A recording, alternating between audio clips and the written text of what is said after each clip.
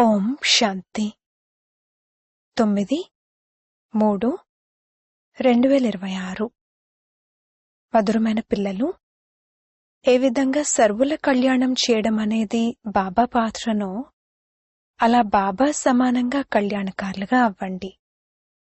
తమ కళ్యాణాన్ని మరియు సర్వుల కళ్యాణాన్ని చేయండి. ప్రశ్న: పిల్లల్లోని ఏ ఒక్క విశేషతను చూసి బాప్దాదా చాలా సంతోషిస్తారు? జవాబు: పేద పిల్లలు బాబా యజ్ఞానికి 8 అణాలు 1 రూపాయి పంపిస్తారు. బాబా, దీనికి బదులుగా మాకు మహల్ ఇవ్వండి అంటారు. బాబా అంటారు, పిల్లలు, ఈ 1 రూపాయి కూడా శివబాబా ఖజానాలో జమ అయిపోయింది. మీకు 21 జన్మల కోసం మహళ్లు లభిస్తాయి. సుధాముని ఉదాహరణ ఉంది కదా. పైసా ఖర్చు లేకుండా పిల్లలైన మీకు విశ్వరాజ్యాధికారం లభిస్తుంది. బాబా పేద పిల్లల్లోని ఈ విశేషతను చూసి చాలా సంతోషిస్తారు. పాట: మిమ్మల్ని పొంది మేము. ఓం శాంతి. బాబా నుండి ఇప్పుడు అనంతమైన వారసత్వాన్ని తీసుకుంటున్నామని మధురాతి మధురమైన పిల్లలు భావిస్తారు. పిల్లలంటారు, బాబా, మీ శ్రీమతం అనుసారంగా మేం మీ నుండి మళ్లీ అనంతమైన వారసత్వాన్ని పొందుతున్నాము. ఇది కొత్త విషయమేమీ కాదు. పిల్లలకు జ్ఞానం లభించింది. సుఖధామం యొక్క వారసత్వాన్ని మేము కల్పకల్పము పొందుతూ ఉంటాము అని తెలుసు. కల్పకల్పము 84 జన్మలనైతే తీసుకోవాల్సి ఉంటుంది. తప్పకుండా మనం అనంతమైన తండ్రి నుండి 21 జన్మల వారసత్వాన్ని పొందుతాము. మళ్లీ నెమ్మదిగా పోగొట్టుకుంటాము. ఇది అనాదిగా తయారు చేయబడిన ఆట అని తండ్రి అర్థం చేయించారు. పిల్లలైన మీకు పాలన లభిస్తూ ఉంటుంది. డ్రామాలో సుఖం చాలా ఉందని కూడా మీకు తెలుసు. చివర్లోకి చేరుకున్న తర్వాత రావణుడి ద్వారా దుఃఖం పొందుతారు. ప్రస్తుతం మీరు చాలా కొద్దిమందే ఉన్నారు. మున్ముందు చాలా వృద్ధి జరుగుతూ ఉంటుంది. మనుషుల నుండి దేవతలుగా అవుతారు. మేము కల్పకల్పము తండ్రి నుండి వారసత్వాన్ని పొందుతామని తప్పకుండా మనసులో అనుకుంటారు. ఎవరెవరైతే వచ్చి జ్ఞానాన్ని తీసుకుంటారో వారు ఇప్పుడు జ్ఞానసాగరుడైన తండ్రి ద్వారా సృష్టి ఆది మధ్యాంతాల జ్ఞానాన్ని పొందాము అని భావిస్తారు. తండ్రే జ్ఞానసాగరుడు, పతితులను పావనంగా చేసేవారు, అనగా ముక్తి జీవన్ముక్తులలోకి తీసుకువెళ్లేవారు. ఇది కూడా మీకిప్పుడు తెలుసు. గురువులనైతే ఎంతోమంది ఆశ్రయించారు కదా. ఆఖరికి గురువులను కూడా వదిలేసి ఇక్కడికొచ్చి జ్ఞానం తీసుకుంటారు. మీక్కూడా ఇప్పుడు ఈ జ్ఞానం లభించింది. ఇంతకుముందు అజ్ఞానులుగా ఉండేవారని మీకు తెలుసు. సృష్టి చక్రం ఎలా తిరుగుతుంది, శివబాబా, బ్రహ్మ, విష్ణు, శంకర్లు ఎవరు అనేది ఇంతకుముందేమీ తెలియదు. మేము విశ్వానికి యజమానులుగా ఉండేవారమని ఇప్పుడు తెలిసింది. కావున మీ బుద్ధిలో చాలా మంచి నష ఎక్కి ఉండాలి. తండ్రిని మరియు సృష్టి చక్రాన్ని స్మృతి చేస్తూ ఉండాలి. అల్ఫ్ మరియు బే, భగవంతుడు మరియు రాజ్యాధికార వారసత్వం. తండ్రి అర్థం చేయిస్తున్నారు, ఇంతకుముందు మీకేమీ తెలియదు కదా. తండ్రి గురించి గాని వారి రచన గురించి గాని తెలియదు. మొత్తం సృష్టిలోని మనుష్య మాతృలకు తండ్రి గురించి గాని రచన యొక్క ఆది మధ్యాంతాల గురించి గాని తెలీదు. ఇప్పుడు మీరు శూద్రుల నుండి బ్రాహ్మణులుగా అయ్యారు. తండ్రి పిల్లలందరితో మాట్లాడుతున్నారు. ఎంతమంది పిల్లలున్నారు, ఎన్ని సెంటర్లున్నాయి, ఇప్పుడు ఇంకా సెంటర్లు తెరవబడతాయి. తండ్రి అర్థం చేయిస్తున్నారు, ఇంతకుముందు మీకేమీ తెలీదో ఇప్పుడు నంబర్వార్ పురుషార్థానుసారంగా తెలుసుకున్నారు. ఇప్పుడు మనం తండ్రి ద్వారా పతితుల నుండి పావనులుగా అవుతున్నామని కూడా మీకు తెలుసు. మిగిలిన వారైతే పిలుస్తూ ఉంటారు, మీరు గుప్తంగా ఉన్నారు. బ్రహ్మ కుమార కుమారిలని అంటారు కాని వారిని చదివించేవారెవరు అన్నది అర్థం కాదు. శాస్త్రాల్లో ఎక్కడా రాయబడి లేదు. ఆ గీత భగవానుడైన శివుడే వచ్చి పిల్లలకు రాజయోగాన్ని నేర్పించారు.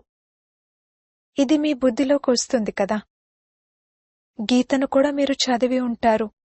జ్ఞాన మార్గం పూర్తిగా వేరని ఇది కూడా మీరిప్పుడు అర్థం చేసుకుంటారు. విద్వాంసుల మండలి నుండి ఏవైతే శాస్త్రాలు మొదలైనవి చదివి టైటిల్స్ తీసుకుంటారో అవన్నీ భక్తి మార్గానికి చెందిన శాస్త్రాలు. ఈ జ్ఞానం వారిలో లేదు. తండ్రే వచ్చి రచన యొక్క ఆది మధ్యాంతాల జ్ఞానాన్ని ఇస్తారు. తండ్రే వచ్చి మీ బుద్ధి తాళాన్ని తెరిచారు. ఇంతకు ముందు మనం ఎలా ఉండేవారము, ఇప్పుడెలా అయ్యామో అనేది మీకు తెలుసు. బుద్ధిలోకి మొత్తం చక్రమంతా వచ్చేసింది. మొదట్లో ఏమీ అర్థం చేసుకునేవారు కాదు. రోజు రోజుకు జ్ఞానం యొక్క 3వ నేత్రం మంచి రీతిలో తెరుచుకుంటూ ఉంటుంది. భగవంతుడెప్పుడొచ్చారు, ఇక్కడికొచ్చి గీతా జ్ఞానాన్ని వినిపించింది ఎవరు అన్నది కూడా ఎవరికీ తెలీదు. పిల్లలైన మీరు ఇప్పుడు తెలుసుకున్నారు. బుద్ధిలో మొత్తం చక్రమంతటి జ్ఞానం ఉంది. ఎప్పటినుండి మనం ఓడిపోతాము మరియు ఏ విధంగా వామ మార్గంలోకి వెళ్తాము, ఏ విధంగా మెట్లు దిగుతాము అన్నది చిత్రాలలో ఎంత సహజంగా అర్థం చేయించబడి ఉంది.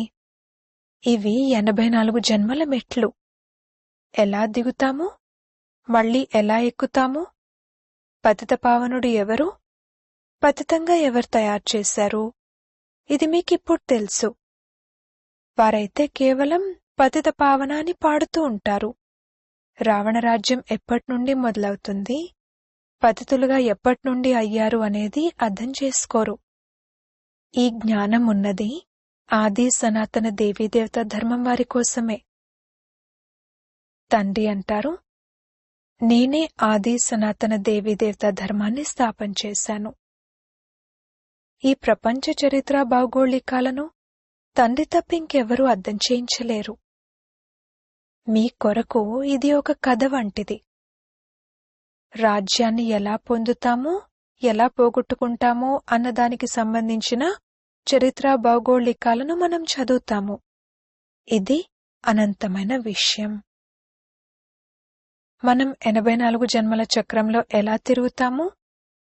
మనం విశ్వానికి యజమానులుగా ఉండేవారము. ఆ తర్వాత రావణుడు రాజ్యాన్ని లాక్కున్నాడు. ఈ జ్ఞానాన్ని తండ్రి ఇచ్చారు. మనుషులు దసరా మొదలైన పండగలు జరుపుకుంటారు, కానీ జ్ఞానమేమీ లేదు. మీక్కూడా ఈ జ్ఞానం ఉండేది కాదు. ఇప్పుడు జ్ఞానం లభిస్తుంది, కావున మీరు సంతోషంలో ఉంటారు. జ్ఞానం సంతోషాన్ని ఇస్తుంది. అనంతమైన జ్ఞానం బుద్ధిలో ఉంది. తండ్రి మీ ఒడి నింపుతున్నారు. ఒడి నింపండి అని అడుగుతారు కదా. ఎవరిని అడుగుతారు? సాధు సన్యాసులు మొదలైన వారిని అడగరు. భోళానాథుడైన శివుణ్ణి అడుగుతారు. వారి నుండే భిక్షం కోరుకుంటారు. ఇప్పుడు మీ సంతోషానికి అవధుల్లేవు. మీకు చాలా సంతోషం ఉండాలి. బుద్ధిలోకి ఎంత జ్ఞానం వచ్చేసింది.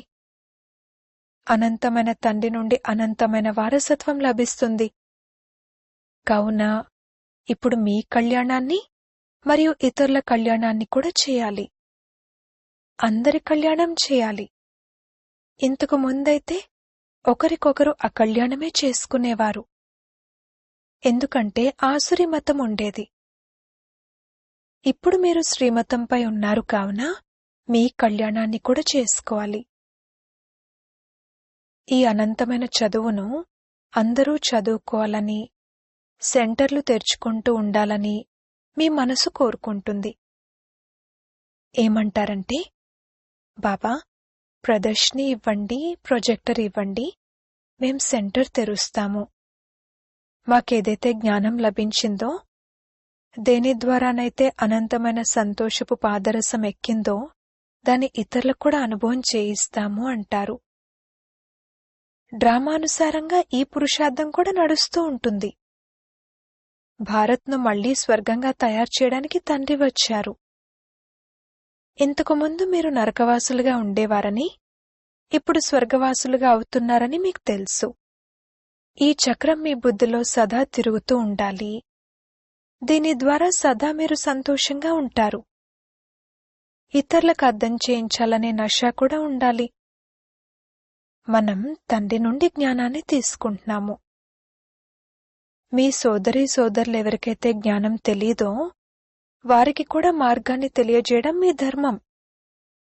ఏ విధంగా బాబాకు అందరి కళ్యాణం చేసే పాత్ర ఉందో అలాగే మనకు కూడా అందరి కళ్యాణకారులుగా అయ్యే పాత్ర ఉంది. బాబా మనల్ని కళ్యాణకారులుగా చేశారు కావున మన కళ్యాణాన్ని కూడా చేసుకోవాలి, ఇతరుల కళ్యాణాన్ని కూడా చేయాలి. తండ్రి అంటారు, మీరు ఫలానా సెంటర్కు వెళ్ళండి, వెళ్లి సేవ చేయండి.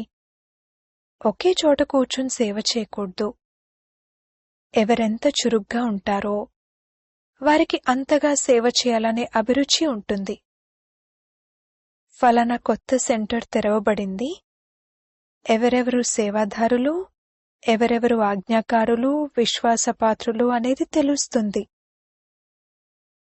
అజ్ఞాన కాలంలో కూడా కుపుత్రులైన పిల్లలపై తండ్రి కోపగించుకుంటారు. ఇక్కడైతే అనంతమైన తండ్రి అంటారు, నేను పూర్తిగా సాధారణ రీతిలో అర్థం చేయిస్తాను. ఇందులో భయపడే విషయమేమీ లేదు. ఇక్కడ ఎవరైతే చేస్తారో వారు పొందుతారు.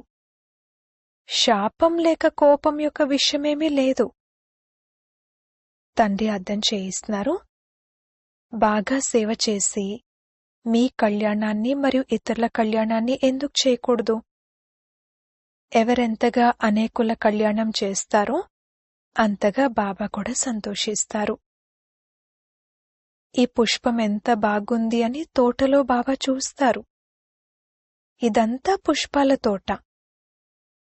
తోటలు చూడ్డం కోసమని బాబా మేం సెంటర్లు తిరిగొస్తాము అని అంటారు.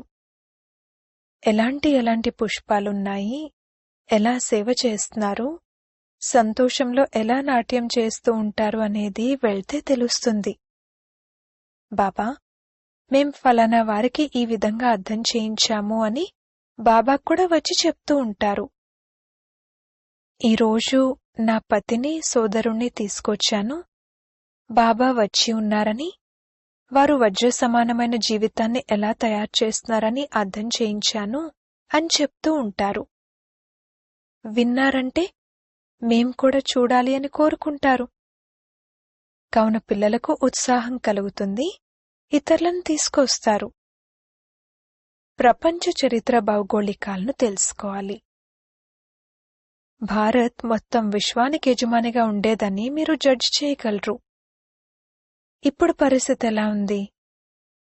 సత్యత్రేతాయుగాలలో ఎంత సుఖముండేది.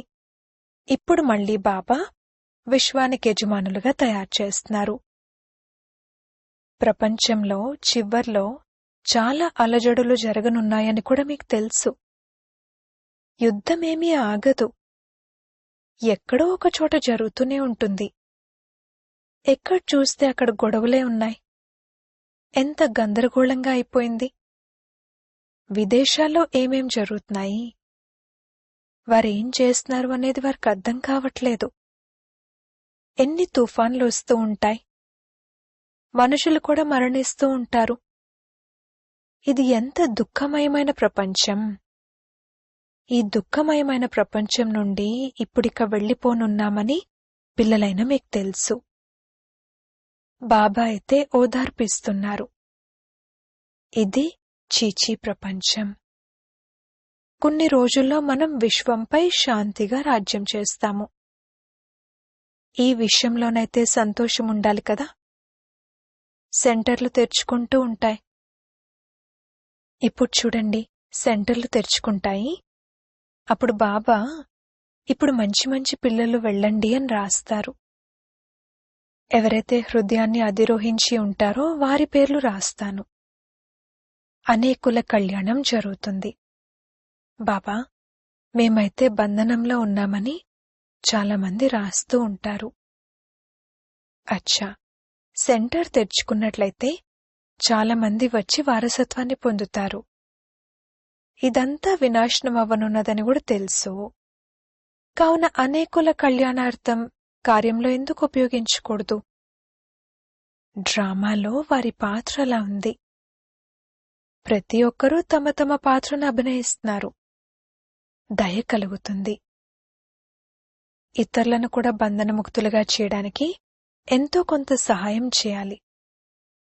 వారు కూడా వారసత్వాన్ని తీసుకోవాలి. తండ్రికి ఎంత చింత ఉంటుంది. అందరూ కామచితిపై కాలిపోయి మరణించారు. అంతా శ్మశానవాటికగా అయిపోయింది. అల్లా వచ్చి శ్మశానం నుండి మేల్కొలిపి అందర్నీ తీసుకువెళ్తారని అంటారు కూడా. రావణుడు ఎలా ఓడించాడు అనేది మీరిప్పుడు అర్థం చేసుకుంటారు. ఇంతకుముందు తెలీదు. నేను రత్నాల వ్యాపారిని, లక్షాధికారిని. ఇంతమంది పిల్లలున్నారు. నష అయితే ఉంటుంది కదా. నేను పూర్తిగా పతితంగా ఉండేవాడినని ఇప్పుడు అర్థం చేసుకున్నాను. పాత ప్రపంచంలో ఎంతమంది లక్షాధికారులున్నా, కోటీశ్వర్లున్నా అదంతా గవ్వ సమానమైనది. ఇప్పుడికంతా పోయినట్లే. మాయ కూడా ఎంత ప్రబలమైనది. తండ్రి అంటారు, పిల్లలు, సెంటర్లు తెరవండి. అనేకుల కళ్యాణం జరుగుతుంది. పేదవారు త్వరగా మేల్కుంటారు. ధనవంతులు కాస్త కష్టంగా మేల్కుంటారు. వారు తమ సంతోషంలోనే నిమగ్నమై ఉంటారు. మాయ పూర్తిగా తన వశం చేసేసుకుంది. అర్థం చేయిస్తే అర్థం చేసుకుంటారు కూడా. కాని ఎలా వదిలిపెట్టాలి అని అనుకుంటారు. వీరిలాగా అంతా వదిలేయాల్సి వస్తుందేమోనని భయపడతారు. వారి భాగ్యంలో లేకపోతే నడవలేకపోతారు. ఇక విడుదలవ్వడం చాలా కష్టమన్నట్లుగా అనిపిస్తుంది. ఆ సమయంలో తప్పకుండా ఇది చీచీ ప్రపంచం అని వైరాగ్యం కలుగుతుంది. అయినా ఎక్కడున్నవారక్కడే ఉంటారు. కోట్లలో ఏ ఒక్కరూ వెలువడతారు. బొంబాయిలో వందలాది మంది వస్తారు. కొంతమందికి రంగంటుకుంటుంది. భవిష్యత్తు కోసం ఎంతో కొంత తయారు చేసుకోవాలని, గవ్వలకు బదులుగా మాకు వజ్రాలు లభిస్తాయని భావిస్తారు. బ్యాగేజ్ అంతటినీ స్వర్గంలోకి ట్రాన్స్ఫర్ చేసుకోండి అని తండ్రి అర్థం చేయిస్తారు కదా. అక్కడ 21 జన్మల కోసం మీకు రాజ్యభాగ్యం లభిస్తుంది. కొందరు ₹1 8 అణాలు కూడా పంపిస్తారు. తండ్రి అంటారు, మీ ₹1 కూడా శివబాబా ఖజానాలో జమ అయ్యింది. మీకు 21 జన్మల కోసం మహళ్లు లభిస్తాయి. సుధాముని ఉదాహరణ ఉంది కదా. అటువంటి వారిని చూసి బాబాకు చాలా సంతోషం కలుగుతుంది. ఖర్చేమీ లేకుండా పిల్లలైన మీకు విశ్వరాజ్యాధికారం లభిస్తుంది. యుద్ధాలు మొదలైనవేవీ ఉండవు. వారైతే చిన్న భాగం కోసం కూడా ఎంతగా గొడవపడతారు. మీకు కేవలం మన్మనా భవ అని చెప్పడం జరుగుతుంది, అంతే. ఇక్కడే కూర్చుండిపోవాల్సిన అవసరం లేదు. నడుస్తూ తిరుగుతూ తండ్రిని మరియు వారసత్వాన్ని స్మృతి చేయండి. సంతోషంలో ఉండండి. ఆహార పానీయాలు కూడా శుద్ధంగా ఉంచుకోవాలి. మీ ఆత్మ ఎంతవరకు పవిత్రంగా అయ్యింది అనేది మీకు తెలుసు. మీరు వెళ్ళి మళ్లీ రాకుమారునిగా జన్మ తీసుకుంటారు. మున్ముందు ప్రపంచ పరిస్థితి పూర్తిగా పాడవనున్నది. తినడానికి ధాన్యం లభించకపోతే గడ్డి తినడం మొదలుపెడతారు. అప్పుడిక వెన్న లేకుండా మేముండలేము అని ఎవరూ అనలేరు. ఏం దొరకదు. ఇప్పుడు కూడా ఎన్ని చోట్ల మనుషులు గడ్డి తింటూ రోజులు గడుపుతున్నారు. మీరైతే చాలా సంతోషంగా బాబా ఇంట్లో కూర్చునున్నారు. ఇంట్లో తండ్రి మొదట పిల్లలకు తినిపిస్తారు కదా. కాలం చాలా పాడైపోయింది. ఇక్కడ మీరు చాలా సుఖంగా కూర్చునున్నారు. కేవలం తండ్రిని మరియు వారసత్వాన్ని స్మృతి చేస్తూ ఉండండి. మీ కళ్యాణాన్ని మరియు ఇతరుల కళ్యాణాన్ని కూడా చేయాలి. మున్ముందు వారంతట వారే వస్తారు, అదృష్టం మేల్కొంటుంది. మేల్కోల్సిందే కదా. అనంతమైన రాజధాని స్థాపన అవ్వనున్నది. ప్రతి ఒక్కరూ కల్పకృతం వలె పురుషార్థం చేస్తారు. పిల్లలైతే చాలా సంతోషంలో ఉండాలి. బాబ్దాదా యొక్క చిత్రాన్ని చూస్తూనే సంతోషంలో రోమాలు నిక్కబొడ్చుకోవాలి. ఆ సంతోషపు పాదరసం స్థిరంగా నిలిచి ఉండాలి. అచ్చా, మధురాతి మధురమైన సిక్కిలదే పిల్లలకు మాతా పితా బాప్దాదాల ప్రియ స్మృతులు మరియు గుడ్ మార్నింగ్. ఆత్మిక పిల్లలకు ఆత్మిక తండ్రి నమస్తే. ధారణ కొరకు ముఖ్య సారము. మొదటి పాయింట్, సదా అపారమైన సంతోషంలో ఉండేందుకు అనంతమైన జ్ఞానాన్ని బుద్ధిలో ఉంచుకోవాలి. జ్ఞానరత్నాలతో మీ ఒడిని నింపుకుని మీ కళ్యాణాన్ని మరియు సర్వుల కళ్యాణాన్ని చేయాలి. జ్ఞానంలో చాలా చాలా చురుగ్గా అవ్వాలి. రెండవ పాయింట్, భవిష్య 21 జన్మల రాజ్యభాగ్యం యొక్క అధికారాన్ని తీసుకునేందుకు తమ బ్యాగేజ్ అంతటినీ ట్రాన్స్ఫర్ చేసుకోవాలి. ఈ చీచీ ప్రపంచం నుండి విముక్తులయ్యేందుకు యుక్తులు రచించాలి. వరదానము: ఒక్క తండ్రి ప్రేమలో లవలీనమై ఉంటూ సదా ఎక్కే కళను అనుభవం చేసే సఫలతా మూర్తి భవ. సేవలో మరియు స్వయం యొక్క ఎక్కే కళలో సఫలతకు ముఖ్య ఆధారం ఒక్క తండ్రి పట్ల ఎడతెగని ప్రేమ. తండ్రి తప్ప ఇంకేమీ కనిపించకూడదు. సంకల్పాలలో కూడా బాబా, మాటలలో కూడా బాబా, కర్మలలో కూడా బాబా తోడు. ఇటువంటి లవలీన ఆత్మ ఒక్క మాట మాట్లాడినా కూడా వారి స్నేహపూర్వకమైన మాట ఇతర ఆత్మలను కూడా స్నేహంలో బంధించి వేస్తుంది. ఇటువంటి లవలీన ఆత్మ నుండి వచ్చే ఒక్క బాబా అన్న మాటే ఇంద్రజాలంలా పనిచేస్తుంది. వారు ఆత్మిక ఇంద్రజాలికులుగా అయిపోతారు. స్లోగన్: ఎవరైతే అంతర్ముఖులుగా అయ్యి లైట్ వైట్ రూపంలో స్థితులై ఉంటారో వారే యోగి ఆత్మలు. అవ్యక్త సూచనలు: నిశ్చయమనే పునాదిని దృఢంగా చేసుకుని సదా నిర్భయులుగా నిశ్చింతగా ఉండండి. మీకు ఏ డ్యూటీ లభించినా కానీ అందులో సదా యాక్యురేట్గా ఉండండి. ఎవరైతే డ్యూటీలో యాక్యురేట్గా ఉంటారో వారినందరూ నిజాయితీపరులు, విశ్వాసపాత్రులు అన్న దృష్టితో చూస్తారు. ఇక్కడ కూడా ఎవరైతే యాక్యురేట్గా సేవలో ఉంటారో వారే బాబాకు విశ్వాసపాత్రులు. ఒకటేమో బాబాపై పూర్తి విశ్వాసం ఉండటం, మరొకటి బాబాపై విశ్వాసం ఉండటంతో పాటు సేవలో కూడా విశ్వాసపాత్రులుగా ఉండటం. ఇటువంటి విశ్వాసపాత్రులైన నిశ్చయబుద్ధి కల పిల్లలు సదా విజయులుగా మరియు నిశ్చింతగా ఉంటారు. ఓం శాంతి.